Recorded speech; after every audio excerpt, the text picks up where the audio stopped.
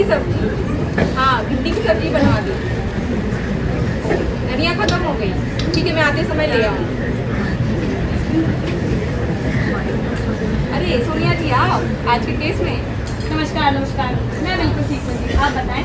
मैं भी बढ़िया। ओह, चड्ढा साहब भी आए हैं। आज तो बड़ा मजा आएगा केस में। चलो तो कोर्ट की कार्यवाही शुरू करते हैं। चड्ढा साहब, आज का केस बताइए।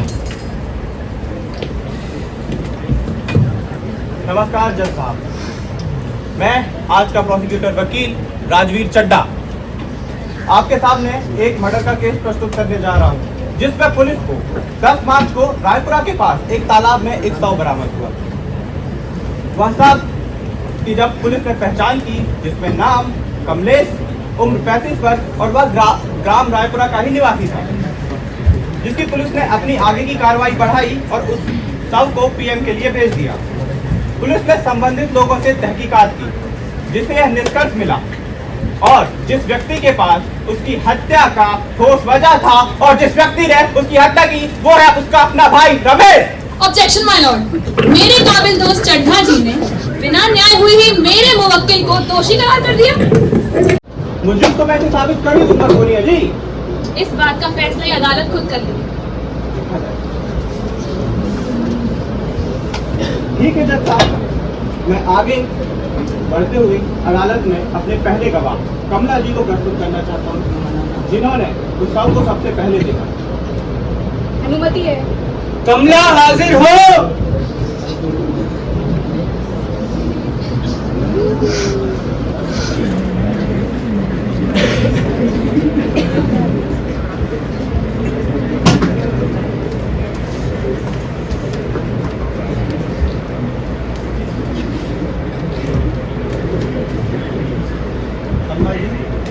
अम्मा जी, कोर्ट को अपना नाम बताइए। क्या? अम्मा जी, मैंने कहा कोर्ट को अपना नाम बताइए। तनिक धीरे बोलो, सुनाई देता है। हमारा नाम कमला देवी है। अम्मा जी, क्या आपके गांव का नाम रायपुरा है? हाँ, राम प्यारी, श्याम प्यारी, दुलारी, सुंदरी। अम्मा जी, आप क्या बता रही हैं? हमारी गाय का नाम है। गाय का नाम नहीं अम्मा जी, गाय का नाम नहीं, गांव का नाम। क्या आपके गांव का नाम रायपुरा है? हमारे ससुराल का नाम रायपुरा है। तो आप रायपुरा में ही रहती हैं ना? हाँ जी। अम्मा जी, कोर्ट को बताइए कि आपने उस सुबह क्या देखा? हम नदी किनारे गए हते। हमने देखा, पहले हमने सूंघा, बहुत सड़न की बदबू आ रही थी। फिर हमने तालाब के बीच में देखा तो एक लाश तैर रही थी। तौबा तौबा। तो फिर आपने क्या किया? हमें तो बहुत घबरा गए। हम तो जल्दी जल्दी अपने घर गए, उल्टे पैर दौड़े और घर चले गए।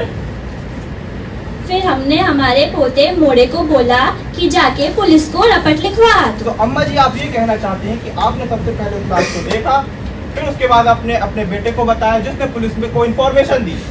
जी वकील साहब। धन्यवाद। माय लॉर्ड, मेरे कमला जी से डिफेंस लॉयर को कुछ पूछना है? जी जज साहब। तो कमला जी, जैसा कि आपने बताया कि आपने शव को देखा, तो मेरा आपसे अगला सवाल ये है कि क्या आपने वहाँ किसी और को देखा?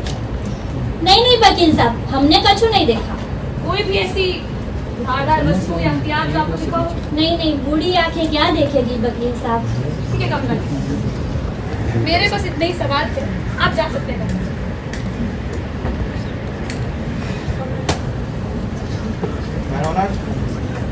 आगे बढ़ते हुए मैं एसआई शेर सिंह शेखावत को बुलाना चाहता हूं, जो इस केस की कार्रवाई कर रहे हैं।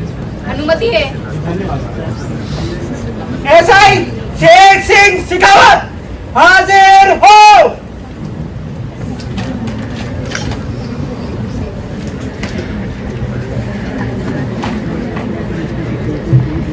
जैन सर।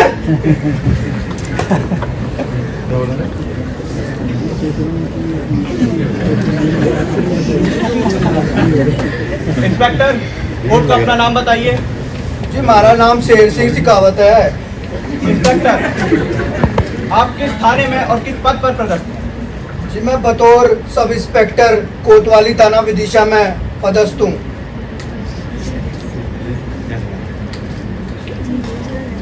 तो एसआई साहब, क्या इस केस की कार्रवाई आप कर रहे हैं? जी, मैं और मेरी जासूस टीम इस केस की कार्रवाई के लिए नियुक्त हुए हैं। एसआई साहब, आपको सबसे पहले इस केस से रिलेटेड क्या इंफॉर्मेशन मिली? जी, उस रोज सुबह मैं पराठे पेड़ के थाने पहुंचा था। वहाँ फोन की घंटी बाजी और किसी ने बोला कि रायपुरा गांव के पास के तालाब में एक शव तैरता हुआ पाया गया है। तो फिर आपने इंफॉर्मेशन पर क्या एक्शन लिया? तो फिर क्या है, निकाली अपनी गाड़ी और पहुंच गए घटना स्थल पर। जब आप घटना स्थल पर पहुंचे तो आपने क्या देखा? मैंने देखा कि तालाब में एक लाश तैर रही थी और उससे बड़ी गंदी बास आ रही थी। जब आपने यह देखा तो फिर आपने क्या कार्रवाई की? एक जिम्मेदार पुलिस वाला होने के नाते मैंने पहले उसका पंचनामा बनवाया, फिर उसके बाद मैंने शव परीक्षण के लिए उसे मेडिकल कॉलेज विदिशा में भेज दिया। मतलब आप अपना काम बखूबी कर रहे हैं। जी जरूर। तो एसआई साहब, आपके हिसाब से कातिल कौन हो सकता है? मरने क्यों दे रहा है? वो हमारा काम थोड़ी ना, हमारा काम इन्वेस्टिगेशन कर रहा हूँ, आप पता लगाओ। वो तो हम पता लगा ही लेंगे। जी माय लॉर्ड, इंस्पेक्टर से मेरी इतनी वाला। डिफेंस लॉयर कुछ पूछना चाहेंगे? जी साहब, ऐसा ही साहब, नमस्ते मैडम। मेरा आपसे पहला सवाल ये है कि प्रथम दृष्टता आपको क्या लगता है कि उस शव की मृत्यु किस कारण हुई?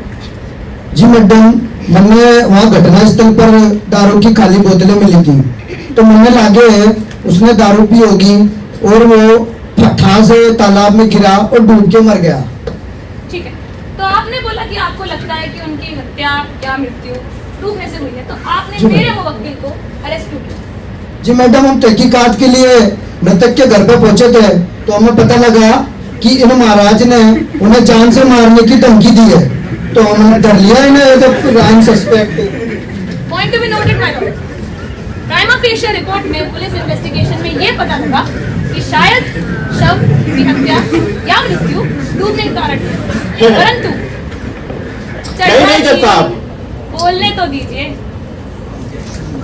और पुलिस ने ऐसा शक किया कि शायद मेरे मुवक्किल ने उनकी हत्या की। मेरा अगला सवाल, आप ये बताएं कि जब आप मौका वारदात पर पहुंचे तो आपने कुछ फोटोज भी ली होंगी। जी मैडम, खींची थी मैंने फोटो, फाइल में रखी है। क्या हम वो फोटोज देख सकते हैं? जी जरूर, प्रदर्शित कीजिए।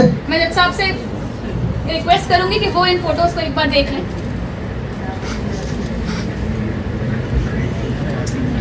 जाइए मैडम।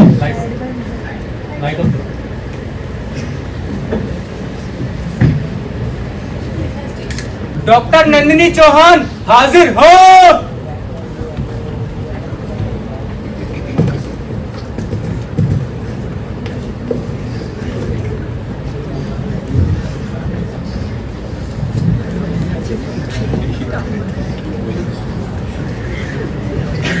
डॉक्टर, कोर्ट को अपना नाम बताइए। मेरा नाम डॉक्टर नंदिनी चौहान है। आप कहाँ पर पदस्थ हैं? जी, मैं मेडिकल कॉलेज विदिशा में पदस्थ हूँ। आप उस कॉलेज में किस पद पर पदस्थ हैं? मैं मेडिकल कॉलेज विदिशा में असिस्टेंट प्रोफेसर की पोस्ट पर पदस्थ हूँ। डॉक्टर साहब, आप इस फील्ड में कितने वर्षों से हैं? वकील साहब, मुझे लगभग 10 वर्ष हो गए होंगे। 10 वर्ष, मतलब आपको काफी एक्सपीरियंस है। जी।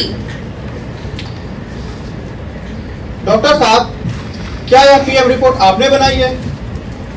हाँ वकील साहब, ये रिपोर्ट मैंने बनाई है। तो क्या ये हस्ताक्षर भी आपके हैं? जी, ये हस्ताक्षर भी मेरे ही है। ठीक है, ठीक है। मैडम, हमें बताइए कि यह बॉडी आपको कितने समय मिली? वकील साहब, ये बॉडी हमारे पास मॉर्चरी में आई गई थी दोपहर के 2:30 बजे लगभग। जब बॉडी आपके पास आई तो आपने क्या किया? जब बॉडी हमारे पास आई तो पहले हमने उसे देखा कि वो किस अवस्था में है, वो मृत है या नहीं है, ये भी चेक करना होता है। तो हमने पहले इस बात की तो भी आप हमें बताइए कि वह जांच किस की। अवस्था में है? जब हमारे पास बॉडी आई थी तो वो मृत थी और सेमी डिकम्पोज स्टेट में बॉडी आई हुई थी। डॉक्टर साहब,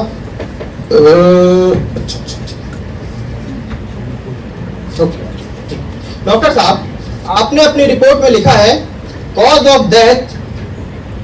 अच्छा, आप ही बता दीजिए, आपने अपनी रिपोर्ट में कॉज ऑफ डेथ क्या लिखा? वकील साहब, मैंने अपनी रिपोर्ट में cause of death antemortem head injury लिखी। जी, यही मुझे समझ में नहीं आ रहा। अब आप हमें अच्छे से बताइए कि ये एंटीमॉर्टम हेड इंजरी क्या होती है? देखिए, एंटीमॉर्टम हेड इंजरी से ये तात्पर्य है कि जो मृतक की जो मृत्यु हुई है वो मौत से पहले हुई है, मतलब मृत्यु से पहले उसके सर पे चोट लगी है। मृत्यु से पहले चोट लगी, मतलब आप ही कहना चाहती हैं कि पहले उन्हें किसी ने मारा है? जी, ऐसा हो सकता है। मतलब उनको पहले मारा गया और फिर तालाब में फेंका गया? जी, इस बात की संभावना को और ऐसा ही हुआ है जज साहब। रमेश ने अपने भाई को पहले मारा और अपना गुनाह छिपाने के लिए तालाब में फेंक दिया। चड्ढा जी, बेबुनियाद इल्जामात मत लगाइए। ये अदालत है, अदालत तथ्यों पर चलती है। तथ्यों तथ्य पर भी ध्यान मैं प्रस्तुत कर ही दूंगा सोनिया जी। देखते हैं, कार्रवाई आगे बढ़ाई जाए।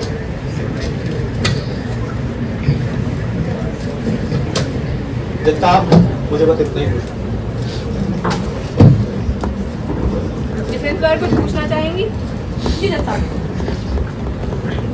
तो डॉक्टर साहब, आप ये बताएं, अदालत को ये बताएं कि ये ऑटोप्सी आपने करी है? हाँ वकील साहब, ये ऑटोप्सी मैंने खुद करी है। क्या ये पीएम रिपोर्ट आपने खुद लिखी है? हाँ, ये पीएम रिपोर्ट मैंने ही लिखी है। ऐसा कैसे? आपने तो जाहिर सी बात है कि ग्लव्स पहने होंगे, तो आपने लिखी कैसे? देखिए, जब मैं ऑटोप्सी कर रही थी तो मेरे साथ एक पीजी थे जो मुझे असिस्ट कर रहे थे इस ऑटोप्सी में, तो मैंने उन्हें डिक्टेट किया और उन्होंने लिखा।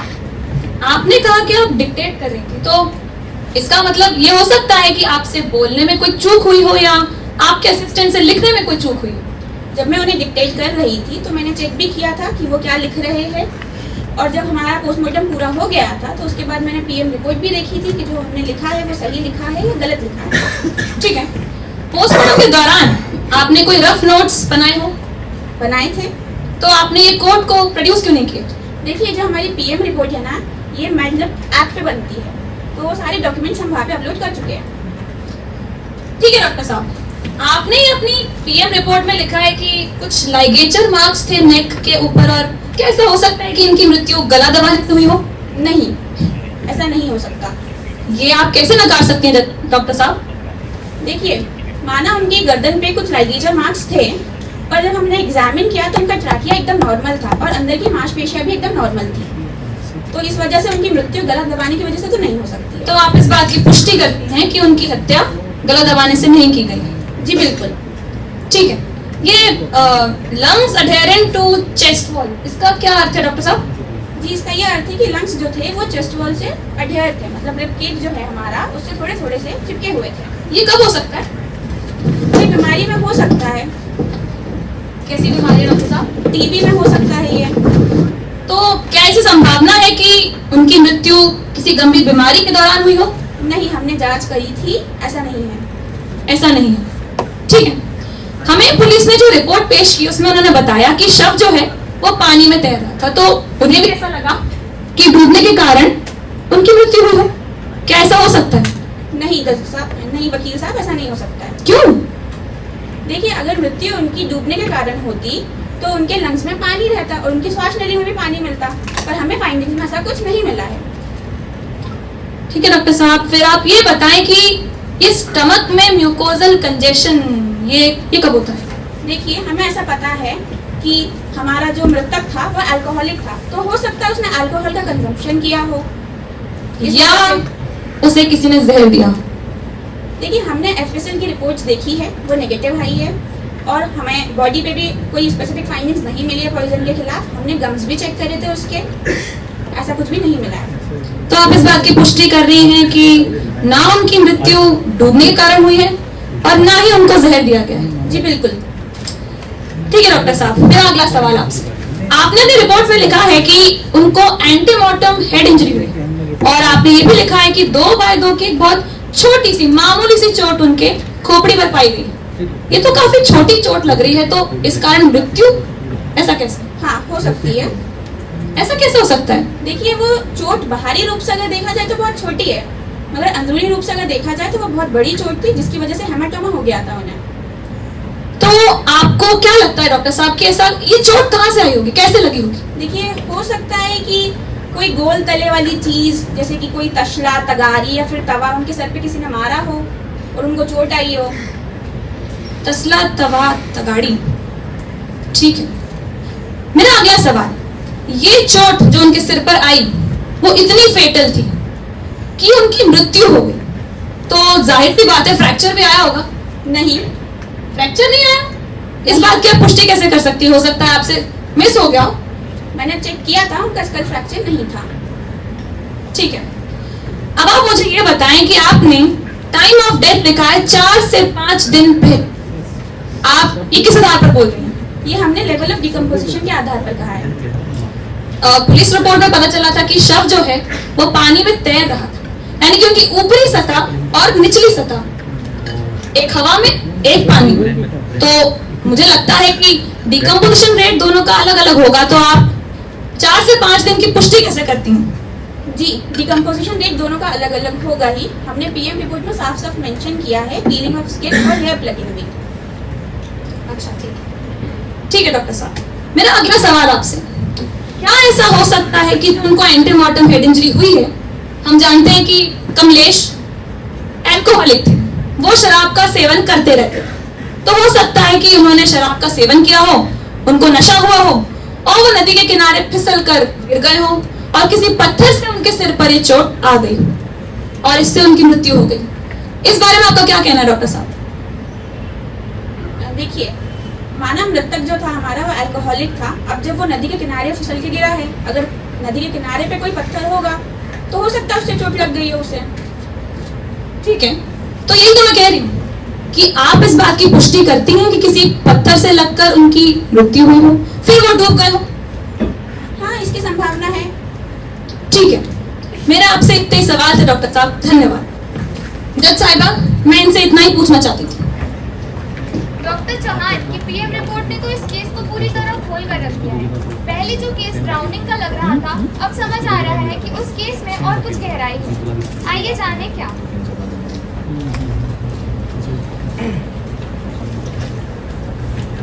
माय लॉर्ड, जैसा कि अपनी ऑटोप्सी रिपोर्ट पीएम रिपोर्ट की पुष्टि करके डॉक्टर साहिबा गई हैं और उन्होंने ये बताया है कि जो उनके सर में चोट थी, मृतक कमलेश के सर में जो चोट थी वह एंटीमॉर्टम थी, यानी मृत्यु के पहले की थी। जज साहिबा, मैं आपसे अनुमति चाहूंगा कि मैं मुख्य अक्यूज्ड, जिसके पास एक मुख्य वजह भी थी अपने ही भाई को मारने की, रमेश को कटघरे में बुलाने की। अनुमति है। धन्यवाद। रमेश, हाजिर हो। साहिबा,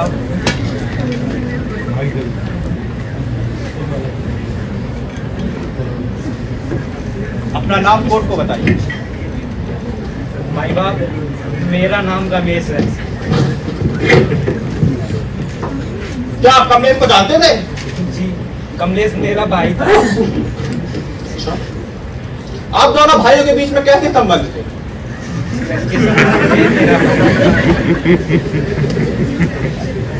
क्या आप सच कह रहे हैं?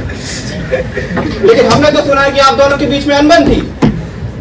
जी, अब ऐसे तो कोई अनबन नहीं थी, पर घर में थोड़ी बहुत तो चलती ही रहती है। अनबन या फिर झगड़ा? क्योंकि हमने ये भी सुना है कि जिस दिन कमलेश की गुमशुदगी की रिपोर्ट लिखाई गई थी, उसी सुबह आपका उससे झगड़ा हुआ था।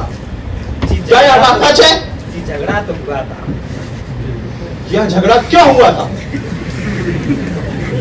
वकील साहब, अब क्या बता, हमारी भी शादी हो चुकी है और हमारे छोटे भाई कमलेश की भी शादी हो चुकी है, उनकी भी बीवी है, हमारी भी बीवी है, तो आपस में लड़ गई ये दोनों। मतलब बात यह है कि झगड़ा पहले पत्नियों के बीच शुरू हुआ। जी, तो क्या आप बीच बचाव में गए? गए, हम बीच बचाव में जरूर जाएंगे, हमारी बीवी है। तो क्या कमलेश भी आया?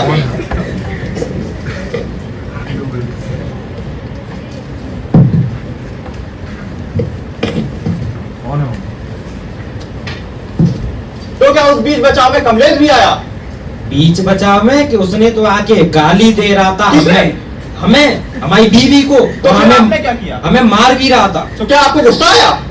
गुस्सा काहे नहीं आएगा, हमने लगा दिए फिर दो जब तीन आपको गुस्सा रैप्टे, आया तो आपने क्या किया? लगाए जमा के 2-3 रैप्टे। जी हाँ जज साहब, जब यह व्यक्ति गुस्से में आकर अपने भाई को 2 रप्टे मार सकता है, तो क्या अपनी पत्नी के दबाव में आकर प्रॉपर्टी के लालच में या अपने भाई की हत्या नहीं कर सकता? बिल्कुल कर सकता है, और इसने यह किया भी है। माई बाप बस 2 थप्पड़ मारे थे, माई बाप बस 2 थप्पड़।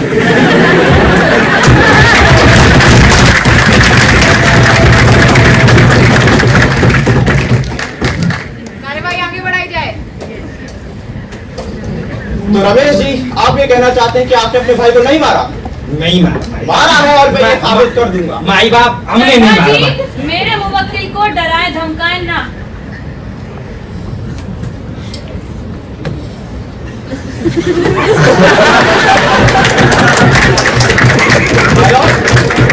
मैं अभी तक तो आरोपी रमेश से बस यही पूछना चाहूंगा,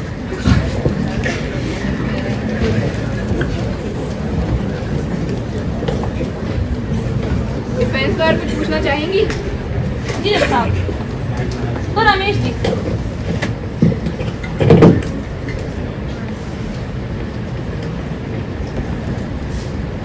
तो रमेश जी, एक बार और इस अदालत को ये बता दें कि उस दिन आखिर हुआ क्या था। जी मैम साहिबा, हमारे और हमारे भाई के बीच में थोड़ी सी लड़ाई हो गई थी, वो बीवियों के चक्कर। ठीक है, ये आप बताएंगे कि ये झगड़ा क्यों हुआ था?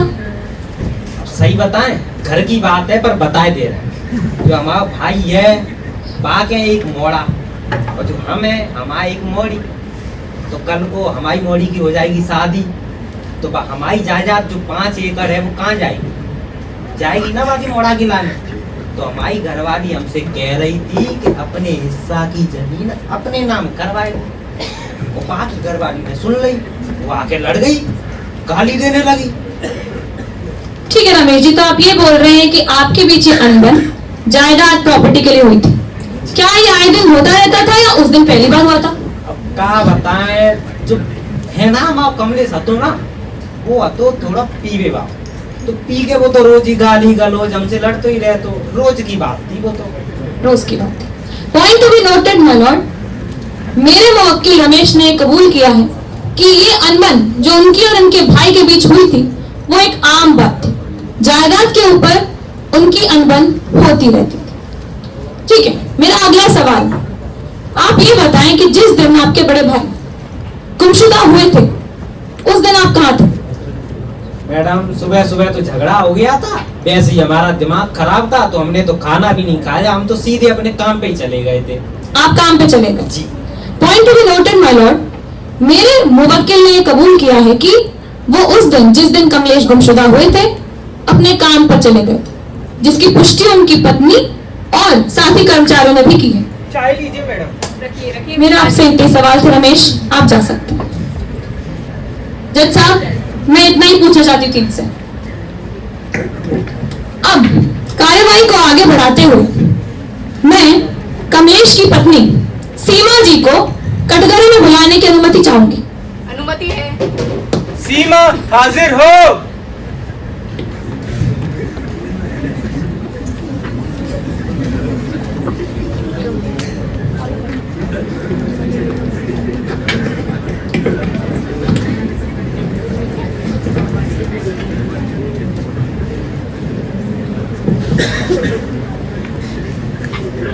सीमा जी, अपना पूरा नाम अदालत को बताएं। जी, हमारा नाम सीमा कमलेश अहिरवार है।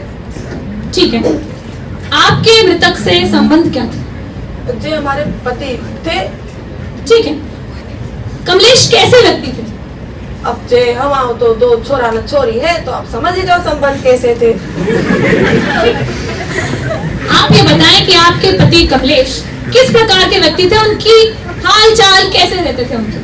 अब जे शुरू में तो अच्छे थे, बाद में थोड़ा दारू वारू पीने लग गए थे, थोड़ा झगड़ा करते थे। ठीक है, point to be noted my Lord, उनकी पत्नी ने कबूल किया है कि कमलेश थोड़े से झगड़ालू किस्म के व्यक्ति थे और वो शराब का सेवन भी करते। ठीक है सीमा जी, आप जरा ये विस्तार से बताएं कि उस दिन आखिर क्या हुआ? Point to be noted my Lord, हाँ बोलिए जज। उनकी पत्नी का कहना है कि वह झगड़ालू किस्म के व्यक्ति थे, लेकिन इससे यह साबित नहीं होता कि वे हर किसी से लड़ते रहते थे। मैंने कब बोला चड्ढा जी? रुक जाइए। हाँ तो सीमा जी, आप बताएं कि उस दिन क्या हुआ था? आई ऑब्जेक्ट माय लॉर्ड, क्या यही सवाल उनसे बार बार पूछा जाएगा? उस दिन क्या हुआ था यह तो ऑलरेडी रमेश बता चुका है। तो एक बार वो बता देंगे तो क्या हो जाएगा चड्ढा जी? सीमा जी बताइए, उस दिन क्या हुआ था विस्तार से बताइए। वो जे देखो, हम तो बोलना केरा तो नीचे हमारी जेठानी आई और हमसे झपटने लगी। अब हम झपटते झपटते हम भी सुना दिए उनको। अब इतने में यही जो वो तो हमारे बीच तो ठीक है, तो इस झगड़े में क्या सिर्फ आप दोनों थी या आपके पति भी शामिल थे? अब जे तो घर घर की बात है, देखो कहना तो नहीं चाहिए पर मैं बता देती हूँ। अब सुबह सुबह मेरी मर्द पी के आ गए। अब हम तो झपट रहे थे, अभी आए पीछे से और आते से जेठानी को गाली गलौज कर दी। अब जे तो नशे में थे, इनको तो हम कुछ बोल नहीं सकते, हम भी जेठानी पे चढ़ गए। अब इतने में जेठ जी आग बुला होके आए, जे आए और आके हमें हमारे पति को इतनी गंदी गंदी गालियां बकने लगे। जज साहब माई बाप हम बता रहे हैं, हम सीधे मुंह नहीं कह सकते, ऐसी ऐसी गाली बकने लगे हमारे पति को। हमारे पति को मारने लगे थे। चलिए ठीक है, आप ये बताएं कि वो झड़प हुई क्यों थी? अब ये तो लड़ते रहते थे, हमारे मारते मतलब हमारे पति को मारते रहते थे, ये जो लड़ते रहते थे, जायदाद के पीछे करते रहते थे। ठीक है, जायदाद प्रॉपर्टी के पीछे लड़ाई होती रहती है। ठीक है, आपसे अगला सवाल, क्या आपको किसी और पे शक है जो इनकी मृत्यु के पीछे कारण हो सकता है? क्या उनसे किसी और का झगड़ा हुआ हो, अनबन हुई हो? अब से झगड़ा तो ऐसा तो हमें याद है, थोड़ा याददाश्त जोर डालिए सीमा जी। छोटा मोटा झगड़ा तो देखो इनको चल तो रहे। हाँ, एक तो सेठ आए थे हमारे घर, आके पैसे वैसे मांग रहे थे और इनको खूब मार रहे थे। कौन सेठ? अरे वो सेठ रतनलाल, वो जो नक्खा पे बैठते, वो आए थे हमारे घर पे। वो क्यों आए थे आपके घर? अब जे इनके मेरे पति के और इनके बीच में कुछ हो गया हो तो आए थे, इनके धमका रहे थे। किस बात पे धमका रहे थे उनको? कुछ पैसों वैसों का होगा, हमें इतना ज्यादा पता नहीं। देखो हम तो ठहरे घर वाले, हमको तो चूल्हा चौका करना होता है। तो क्या आपको ये पता है कि किस बात पे उनने लेन देन हुआ हो, क्या बात हुई हो उनके बीच में? हमें क्या पता, हम तो ठहरे घर, हमें। तो आप मानती हैं कि सेठ जी ने आपके पति को मारा? कह सकते हैं। I object, my lord। किसी को पैसा देना गुनाह हो गया क्या? किसी की मदद करना गुनाह हो गया क्या? सेठ ने कमलेश को पैसे दिए, लेकिन क्या उस सेठ ने कमलेश की हत्या की थी? यह तो अभी साबित नहीं हुआ है सोनिया जी। हो जाएगा, रुक जाइए। तो सीमा जी, आपने बोला कि सेठ जी ने आपके पति पे हाथ उठाया। हाँ, तो सेठ जी आए थे शाम के टाइम और हमारे बच्चे थे, हम भी थे वहाँ पे। अब जब हमारे पति को मारने लगे, थोड़ी अच्छी बात थोड़ी, पूरे समाज के सामने बेइज्जती थोड़ी कराएंगे हम अपनी, तो हम भी चले गए समझाने। अब जे तो हमारे पीछे पड़ गए कि लाओ जेवरात तो जब्ती कराओ। अब हम हमारे जेवरात थोड़ी देंगे, हम पे झपट लिए जेवरात के चक्कर में। उन्होंने आपसे आपके जेवर छुड़ाने की कोशिश की? हाँ तो की, और आपके पति पर हाथ भी उठाया? हाँ। ठीक है सीमा जी, मेरे इस वक्त आपसे इतने ही सवाल थे, आपको मैं वापस बुला सकती हूँ। धन्यवाद सीमा जी। मैं सीमा जी से कुछ सवाल करना चाहता हूँ।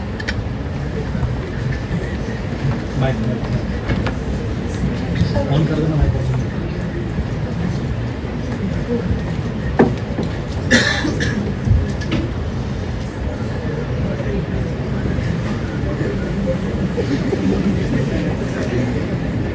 समय व्यर्थ ना करें चड्ढा जी। जी जी मैं पूछ रहा हूँ। सीमा जी, कोर्ट को बताइए कि आपके पति और आपके जेठ के बीच में कैसे संबंध थे? अब जी केरे को तो भाई थे, पर दुश्मनी ऐसी की काट डाले एक दूसरे को।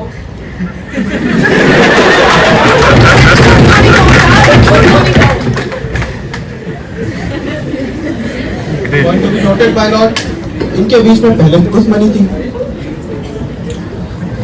आप क्या हमें विस्तार से बता सकती हैं कि उस दिन सुबह के झगड़े में क्या हुआ था?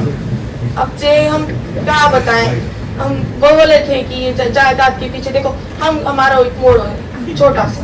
अब जे इनकी घरवाली और जे इनके आपस में पता नहीं क्या षड्यंत्र रचाए और हमारे पति को आके चढ़ दिए उस दिन। हम तो हमारी जेठानी से ऐसे ही झड़प रहे थे। अब इसमें इनका क्या बीच में आना, इनको क्या बीच में आना है? दो औरतें लड़ रही हैं और इन्हें क्या बीच में आना है? अब हमारे पति तो देखो, हम बता रहे हैं हमारे पति तो नशे में थे, हम उनको कुछ नहीं बोल सकते, हम तो घरवाली हैं। ये तो समझ सकते थे, ये तो बड़े थे। अच्छा, तो इन्होंने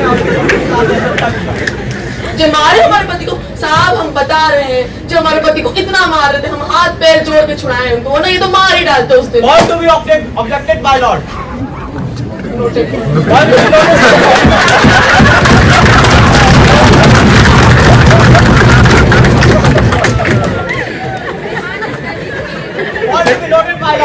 के झगड़े में तो पत्नी ने उसे बचा लिया, लेकिन बाद में मौका पाते ही रमेश ने अपने भाई कमलेश की बेरहमी से हत्या कर दी और अपना गुनाह छुपाने के लिए उसे तालाब में फेंक दिया। अरे चड्ढा जी,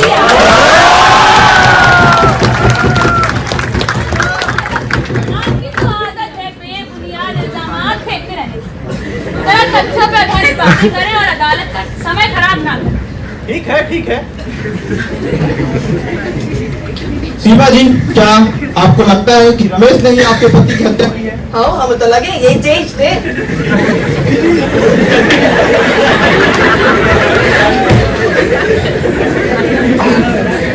माय लॉर्ड, सीमा जी से प्रश्न थी।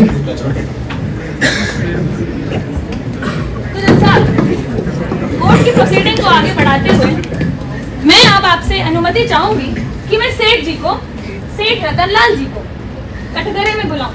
अनुमति है। सेठ रतनलाल हाजिर हो।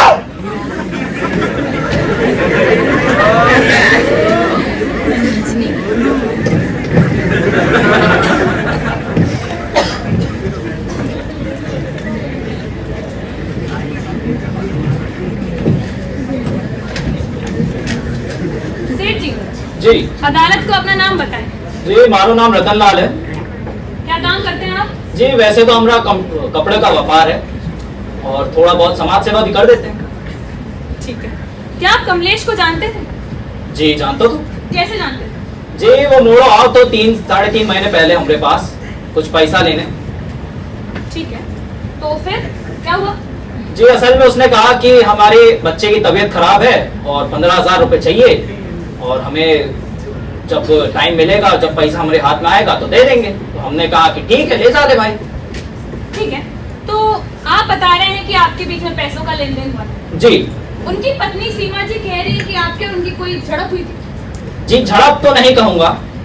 हम क्या हुआ कि जब हम उससे पैसा वापस लेने गए 2 महीने बाद उसके पास, तो वो कहो कि पैसा तो नहीं है और फिर हमको पता चलो कि ये सब तो हमको ठगला उस साले ने। कहो कि पैसा दारू वारू में उड़ा दो, बच्चा सब ठीक। तो हमको लगा कि हमको चाहिए अपना पैसा, हम उससे बात करने गए। आपको जब पता लगा कि उसने आपसे झूठ बोल के पैसे लिए, तो आप उसके घर पर गए और आपने उसकी जान लेने की कोशिश की। ना ना मेम साहब, ये सब ऐसे इल्जामात मत लगाओ, कुछ भी मत बोलो। ठीक है, तो आप विस्तार से बताएं कि फिर उसके बाद क्या हुआ। जब आपको आपके पैसे वापस नहीं मिले तो आपने अपने पैसे ऐंठने के लिए क्या हथकंडे अपनाए? जी, ऐसा हुआ मेम साहब कि हम गए उसके पास, हमने कहा हमारे पैसे दे दे। तो पहले कहा कि अगले हफ्ते, फिर हमने और टोका, फिर अगले हफ्ते। ऐसा कर करके हम जब त्रस्त आ गए तो हम उसके गए घर और उसको दबोच लिया। हमने कहा कि भाई पैसा निकाल। और जब उसने फिर भी आपको आपके पैसे नहीं लौटाए तो आपने उनकी पत्नी के जेवर छुड़ाने की कोशिश की। ना ना मेम साहब, कहाँ अनशन बात कर रहे हैं जज साहब? ये ऐसा कछु नहीं करो हमने। हम सीमा गए, जी ने तो यही बोला। वो कुछ भी बोल रही हैं, हमने कछु नहीं करो। हम गओ, हमने उसको कहो कि भाई हमका पैसा दे दे। अरे पर वो झूठ क्यों बोलेंगी? हमको क्या पता, हम उनसे पैसा लेने कहो। और उसके बाद हम देखो मेम साहब, हम ना सिर्फ व्यापार करते हैं, हम ये सब नहीं करते रहे, किसी को मारना, किसी को ये सब करना। हमारा काम था कि हमको बस हमारा पैसा चाहिए था। तो हमने अपने तरीके थोड़े अपनाए और कहा कि भाई हमको पैसे दे दे। क्या तरीके अपनाए आपने? जी, पहले हमने उसको थोड़ा सा डराया कि हमको भाई हमारे पैसे दे दे, और फिर उसको थोड़ा सा ऐसे मारने के 1-2 रेपट झटके जान बस। से मारने की कोशिश की। ना ना मेम साहब, कुछ भी। कुछ चंद रुपयों के लिए ऐसे बड़े सेठ रतनलाल कमलेश की हत्या क्यों करेंगे? इनसे बड़ी वजह तो उनके अपने भाई रमेश के पास थी, जहाँ पे उन दोनों भाइयों के बीच दस एकड़ ये जज साहब सही बोल रहे हो, सही बोल रहे हो, बोलो। ये हमने नहीं करो, इसी ने मारा होगा ये, या फिर ये इसकी पत्नी कभी मार दो। हमको क्या पता, ये मार दो।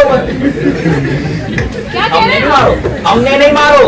अरे आपने नहीं मारा, पर आपने उनकी पत्नी पे इल्जाम लगाया। हाँ, पत्नी ने मारो होगो, ये इसने मारो होगो, ये कौन से दूध के धुले, हमको क्या पता।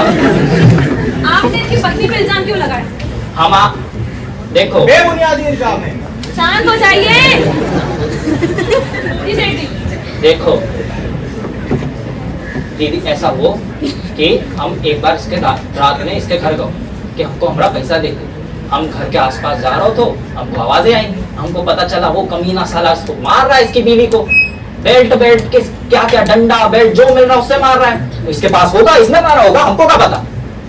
अरे पहले आप कह रहे हैं कि इनके पति ने मारा, तो फिर आप कह रहे हैं ये उन्हें मार रही है। अरे ना ना मेम साहब, उल्टा सुन रहे हो का? वकालत थोड़ी ज्यादा हो गई। मेम साहब हम बोल रहे हैं और मेम साहब हम बोल रहे हैं कि ये इनको इनका पति जो था ना कमलेश, वो मार को दो इनको, ये मारी होगी इसको या ये मारदा होगा। आपने ऐसा कितनी बार देख लिया कि आप इतनी पुष्टि से कह रहे हैं कि उन्होंने इसे मारा था? हम 2-3 बार गए थे मेम साहब, ठीक है? और 2-3 बार या उससे ज्यादा बार? अपनी याददाश्त पे जरा जोर डालें। 7 बार, उससे ज्यादा। माय लॉर्ड, जैसा कि सेठ जी बता रहे हैं कि उनका आना जाना तो लगा ही रहता था। हमसे पैसा लेने गए तो हम ऐसे वैसे वक्त ना आए। ठीक है, मेरे आपसे इतने सवाल थे, अब आप जा सकते। धन्यवाद। जज साहब, मैं इनसे सिर्फ इतना ही पूछना चाहती हूँ। अब सेठ जी की दलीलों के बाद मुझे लगता है इस केस ने एक नया रुख ले लिया। इन्होंने कहा कि सीमा जी के पास भी कोई मोटिव हो सकता है अपने पति को मारने का। आइए जानते हैं। मैं जज साहब से रिक्वेस्ट करूंगी कि वो मुझे अनुमति दें कि मैं सीमा जी को वापस कटघरे में बुलाऊं। अनुमति है? सीमा हाजिर हो। यहाँ तक हमें ये तो पता चल गया है कि ये एक हत्या नहीं है, पर आखिर कौन है इस मौत के पीछे? क्या वो उसका भाई रमेश है? क्या वो उसकी पत्नी सीमा है? क्या वो सेठ है? आइए देखिए। मुझे तो लगता है लाला ने ही कमलेश को मारा है। वासु, मिस सोनिया ने कहा ना कि न्याय का फैसला कोर्ट करेगी। चलो कोर्ट में देखें। तो सीमा जी, आप ये बताएं, क्या आपके पति कमलेश आपको मारते थे? अब जो दारू पी के आते थे तो हमें मारते थे, अब वो पैसे वैसे छीनने के चक्कर में। जायज सी बात है कि आपको गुस्सा भी बहुत आता होगा उन पर। तो गुस्सा आता तो फिर भी आपने कंप्लेंट क्यों नहीं? अब घरेलू हिंसा एक बहुत जघन्य अपराध है। अब जो हम तो ठहरे घर वाले, हम गए पुलिस के झंझट में नहीं पड़ना चाहते थे। हम तो वैसे भी पुलिस से डरते हैं। वाह, पर उस दिन जिस दिन उनके भाई के साथ झड़प हुई, आपने 2 घंटों के अंदर, जी हाँ 2 घंटों के अंदर ही रिपोर्ट लिखवा दी। आपका सारा पुलिस का डरावा हो गया। अरे हम बताए तो हम डर गए थे, हमारे पति की हमें चिंता हो रही थी। जे उधर सबके सामने धमकी दे के गए थे तो हम जाके लिखा दिए। उनके बीच में ये झड़प, जैसा कि आपने बताया और इन्होंने भी बताया, ये बहुत आम बात थी। तो उस दिन ऐसा क्या हो गया जो आप अचानक से पुलिस के पास पहुंच गई? अरे हम फिक्र कर रहे थे हमारे पति की। अब बताओ, अपने मर्द की फिक्र करना कौन सी गलत बात है? उस दिन ऐसा क्या था? अरे ये हमारे पति पे चढ़ गए थे, हम सबके सामने धमकी दे के गए थे कि मैं मार डालूंगा। माय लॉर्ड, सीमा जी पर बेबुनियादी इल्जामात लगाए जा रहे हैं, उन पर दबाव बनाया जा रहा है। उस स्त्री की पति की हत्या हुई है, वह अभी लाचार है और आप सोनिया जी उन्हीं पर इल्जामात लगाए जा रहे हैं। ये कैसा इंसाफ है? Chadha ji, innocent until proven, guilty until proven. Innocent और गिल्टी यहाँ पे एक समान होते हैं। जब तक फैसला ना हो जाए, ना आप इन्हें गिल्टी बोले ना किसी और को गिल्टी बोले। तो सीमा जी, मैं आपके पास वापस आती हूँ। आप ये बताएं, फिर से विस्तार में बताएं कि उस दिन ऐसा क्या गजब हो गया कि आप पुलिस के पास पहुंच गई 2 ही घंटों के अंदर?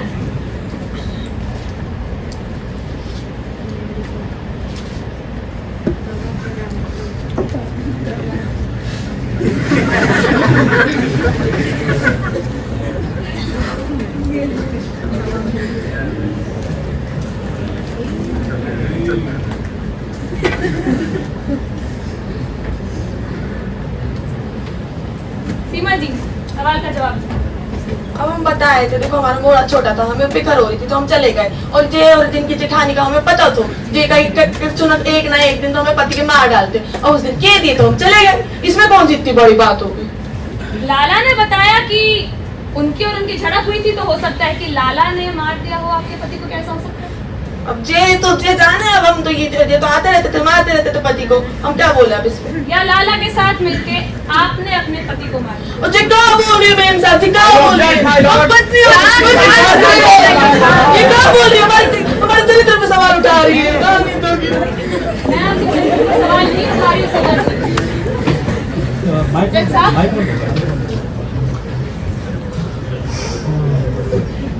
जज साहब, मुझे इसी वक्त एसआई शेखावत जी ने लाकर रिपोर्ट दी है पुलिस इन्वेस्टिगेशन की।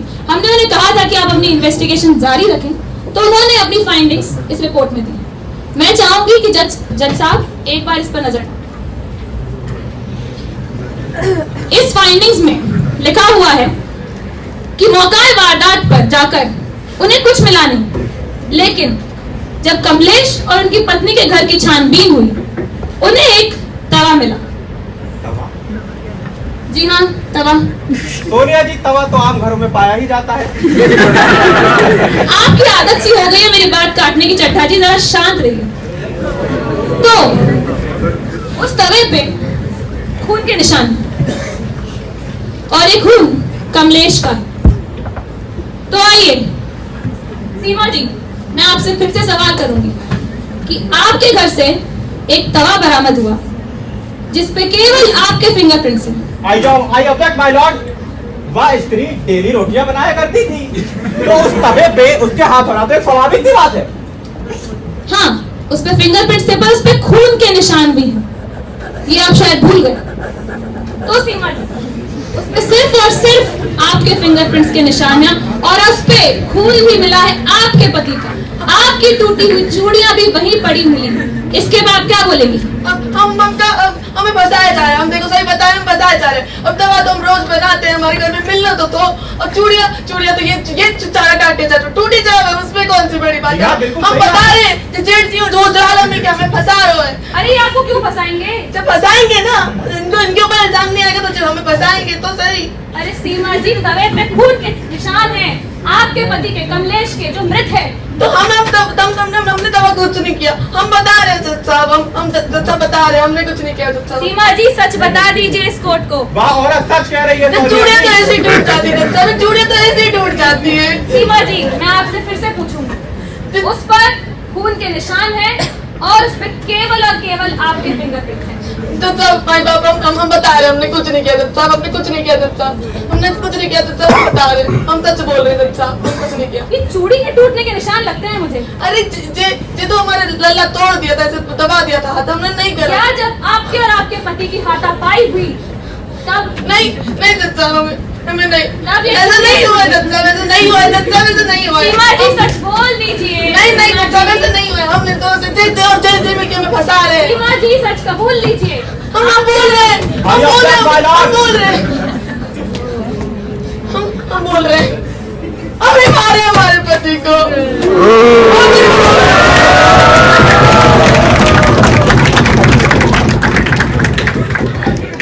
माई बाप, ये औरत हमारी तारीफ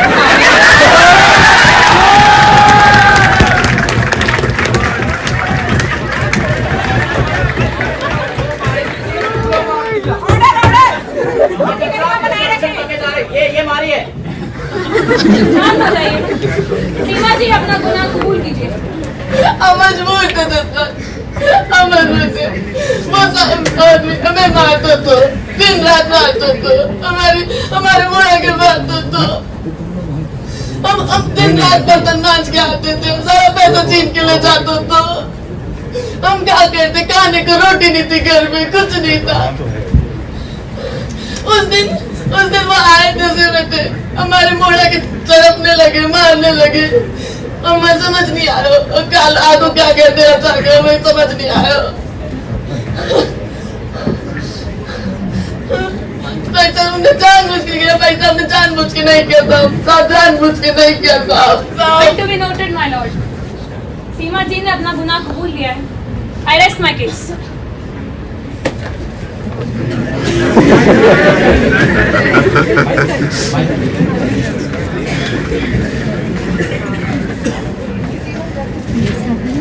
WHO के अनुसार लगभग 3 में से 1 औरत घरेलू हिंसा का शिकार होती है, जिसमें हम अगर हमारे देश भारत की बात करें तो लगभग 30% औरतें इस चीज से जूझती हैं और इसके अलावा कई औरतें ये बात किसी को बता भी नहीं पाती हैं। यह सिर्फ शारीरिक उत्पीड़न नहीं है, बल्कि मानसिक भावनात्मक उत्पीड़न भी है। यह औरत के साथ साथ उसके पूरे परिवार, उसके बच्चों, सब पर भी बहुत बुरा प्रभाव छोड़ता है। इसके लिए हमारी गवर्नमेंट ने कई एक्ट्स भी बनाए हैं, जैसे डोमेस्टिक वायलेंस एक्ट 2005, भारतीय न्याय संहिता सेक्शन 85। इस एक्ट से हमने सीखा कि कैसे किसी भी केस को सॉल्व करने के लिए एक फॉरेंसिक एक्सपर्ट कितनी महत्वपूर्ण भूमिका निभाता है। हमने देखा कैसे डॉक्टर नंदिनी ने अपनी पीएम रिपोर्ट और मेडिकल साइंस की नॉलेज से इस केस का रुख बदल दिया। जो केस पहले एक्सीडेंटल ड्राउनिंग का लग रहा था, बाद में यह समझ आया कि वह केस तो एक मर्डर था।